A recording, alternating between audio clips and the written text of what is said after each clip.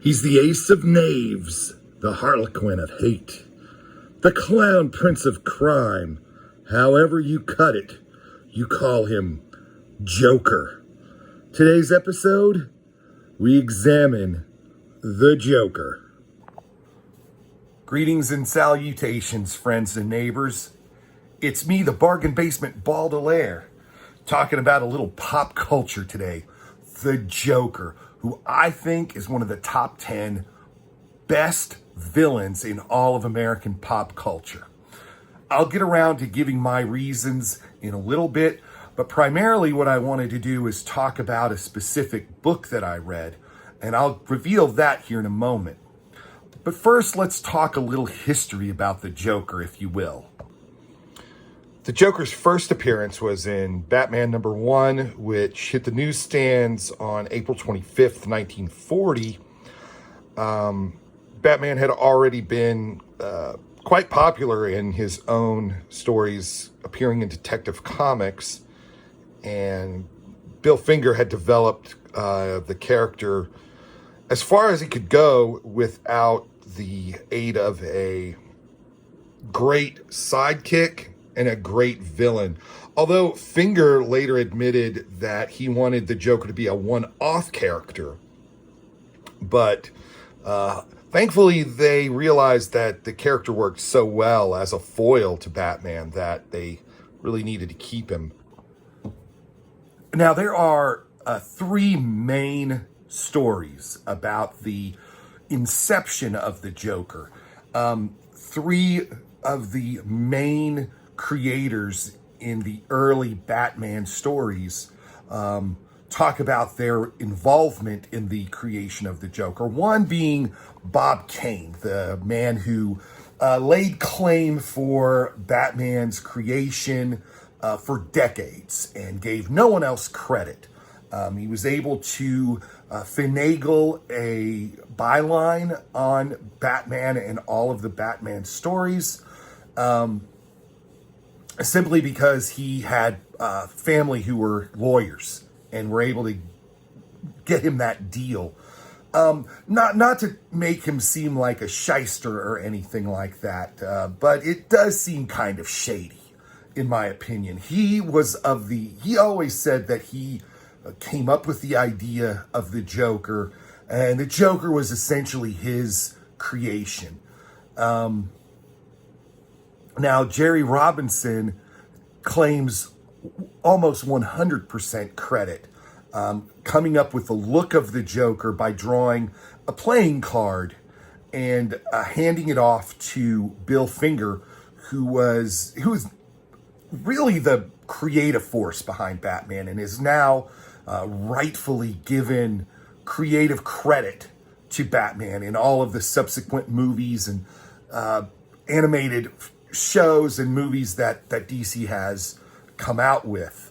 And he had an interesting take on the character. He says that Jerry Robinson gave him the playing card, but he had a whole other idea in mind. Fortunately, the playing card fit a little bit in with his idea, and he had this book and had found an idea for a villain in that book. So this is Conrad Veidt in The Man Who Laughs, 1928 silent film based on a Victor Hugo novel. And he made his face up to look like this. Now, Veidt, or Bill Finger, I don't think he ever actually saw the movie, but he had a book of photographs of early motion pictures, and this was in there. And I think he took Jerry Robinson's playing card drawing and had Bob Kane adapt that look into the character of the Joker. Again, there are three different stories about the creation of the Joker, and none of the three men who were involved are living anymore, so we don't really know the actual truth behind the story. Although there's some really good evidence that this was one of the early inspirations for the look of the Joker. So you can see Bob Kane's drawing of the Joker here on the splash page of the first issue of Batman, and there's a very strong resemblance to what we saw of Conrad Veidt's Man Who Laughs character. So it's pretty clear that that was the inspiration. Some things to note about this first issue: the Joker venom is present. The Joker was very insane in this issue. He was definitely a force to be reckoned with, and a real danger, and someone who Batman really needed to take out. According to several sources, Bill Finger wanted him to be killed off at the end of the issue, and wanted him to just be a one-off type of character, but clearer heads prevailed, and the Joker became Batman's key nemesis in these early Batman stories. I believe he appeared in 11 or so of the next 20 or 30 issues. He was a frequent villain. Now, the 1950s was a bad time for comic books in general after the Comics Code was established. So really it killed what I think are the best comic books of that era, which were the horror and crime comics. And then the romance comics, there were some racy ones, and those got really tame. But it also killed a lot of the superhero books. And DC was publishing just a few books, and Batman was one of them. And by the late 50s, the Joker had really become a clown. Zany crimes. He had all sorts of zany gadgets that he would use. And it really was a book for kids. I mean, it really appealed to a very young readership, which is really what comic books are for anyway. If you want to be 100% honest, I know that nowadays they say they're not just for kids. They've been saying that for the last 40 years, really. But readership has always been around a 12-year-old boy. It really kind of the explanation point on that was the Cesar Romero characterization of the Joker on the Batman TV show. I think that perfectly sums up the type of character the Joker was between let's say 1955 and 1965. It was a perfect parody of what comic books really were. And really, that's how the editor-in-chief, Julius Schwartz, wanted it. He didn't like the Joker. He actually wanted to try to shove the Joker as far back in the background as possible.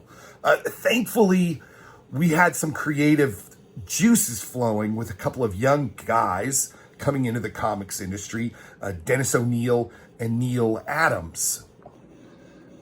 I think the Joker finally got his teeth back when Denny O'Neil and Neil Adams released Batman number 251, which is the classic Joker's five-way revenge story.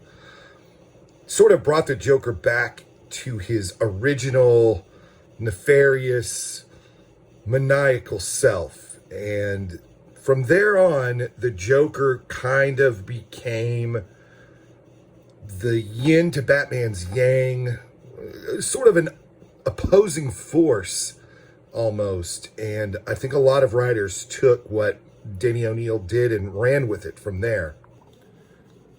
So now throughout the late 70s and into the early 80s, you get a different Joker. And I think the penultimate era for the Joker was the middle 80s. Starting off with The Dark Knight Returns, obviously, and the depiction of the conflict between Batman and the Joker, how the Joker really kind of needed Batman almost as much as Batman seemed to have needed the Joker. And then you move a little forward with the classic Alan Moore story, The Killing Joke, beautifully drawn by Brian Boland, which gives you a somewhat of an origin story. And I'm one who, while I love a good origin story, maybe the Joker shouldn't have one. Maybe the mystery of who the Joker is and how he became the Joker, it's better left to the imagination. You know, it's kind of like that fantasy that you have with the girl in your class, you know, when you're in high school. And then if you ever hooked up with her, the fantasy was never as good as the reality. And I think that's the same with the Joker. And then, of course, he shoots Barbara Gordon and paralyzes her, which was insane, and tries to drive Commissioner Gordon insane because he believes one bad day can drive a sane person mad. Great hypothesis, by the way. And then, of course, you have his ultimate achievement, I guess you would say, of villainy, where he kills the second Robin, Jason Todd. Fantastic issue. If you were my age when that came out, I was probably around 12, maybe. The issue had a 900 number that you could dial, and you could vote whether to kill Jason Todd or to let him live. And I was one of the people who voted, and I got in trouble for dialing a 900 number, and I didn't care, but I voted to kill Jason Todd. He was just a brattiest Robin ever. And I took great pride in the fact that I killed Robin. So the comic book that I'm going to be talking about and kind of reviewing in a sense is this one, Batman the Three Jokers. I know it's not a new comic in any stretch of the imagination, but you have to understand where I'm coming from here. I have not read a lot of new comics in about 8 years. I was an avid comic book collector, with a few exceptions of college and my 20s when I was poor and couldn't really afford it. I read comic books pretty regularly. And I'm not going to say the reason I stopped is because of some woke nonsense or anything like that. I don't buy into that stuff, and I'm not one of those who really cares one way or another how a writer decides to interpret a fictional character. I mean, hey, if they want to turn Batman into a robot, I really don't care. If it's a good story, it works for me. Though, no, the reason I stopped is simply financial. I have more important things to do with my money.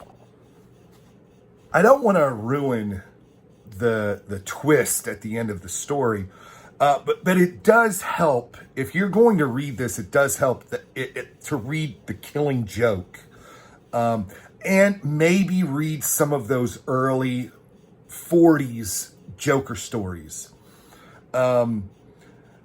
Maybe also read Death in the Family. Those would be the three things I would maybe get into before I go into reading this particular book.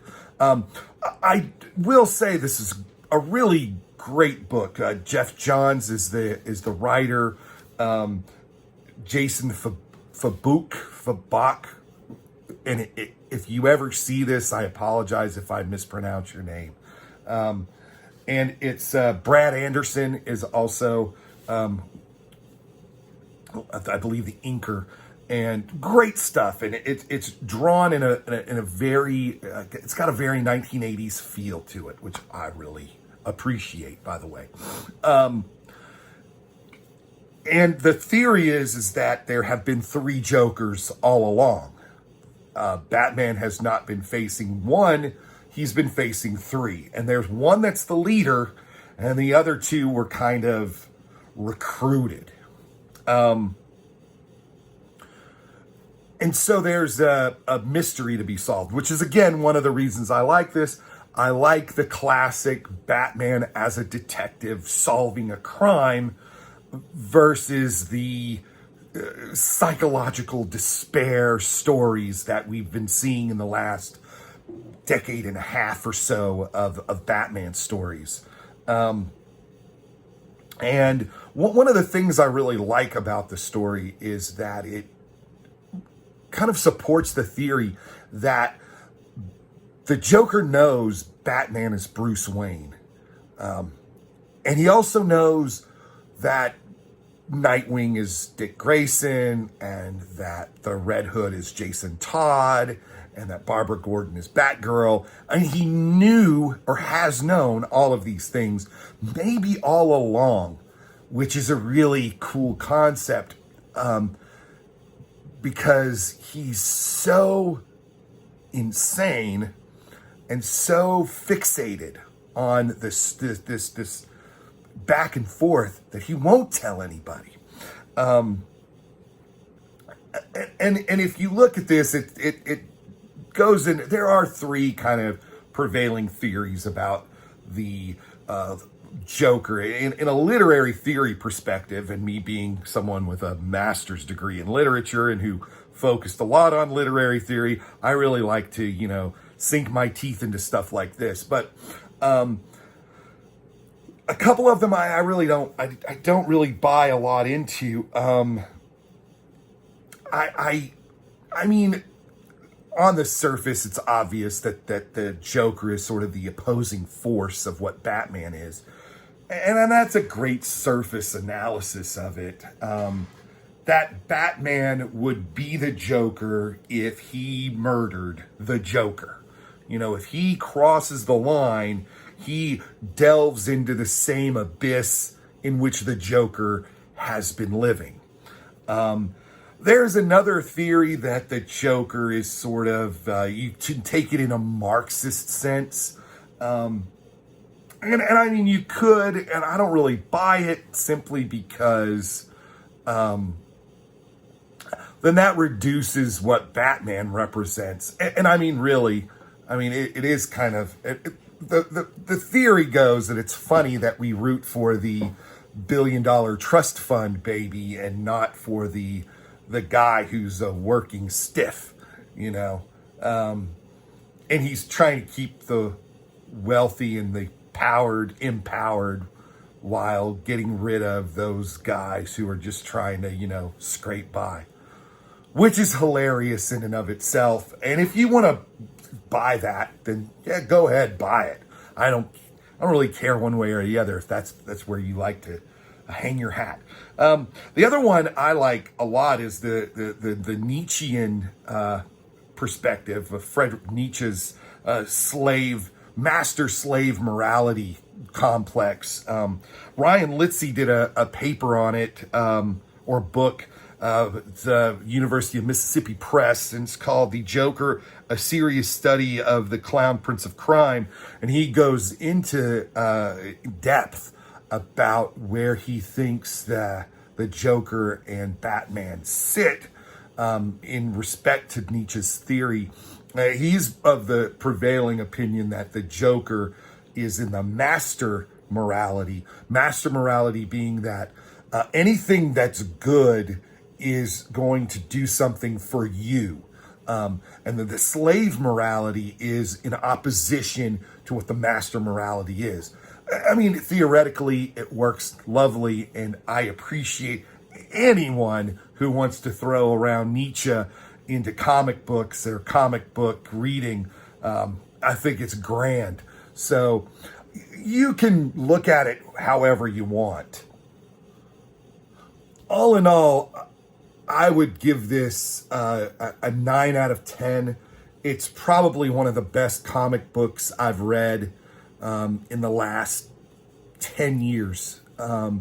If you haven't read a comic book in a long time and you're thinking about picking one up, this would definitely be the one. I have the hardcover version. I think it was $15, $14.99, I believe. You can find these at your neighborhood comic book store. Try them first, please. Support your local comics shop. And if not, you can probably get it on Amazon. Use them as your last resort, though, please. That's going to do it for my Joker film, story, analysis, whatever you want to call this.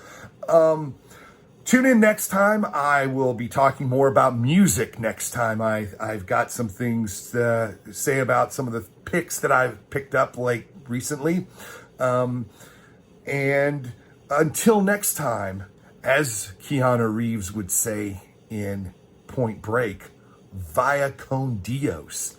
And please hit the subscribe button and hit the like button so I can get some traction here.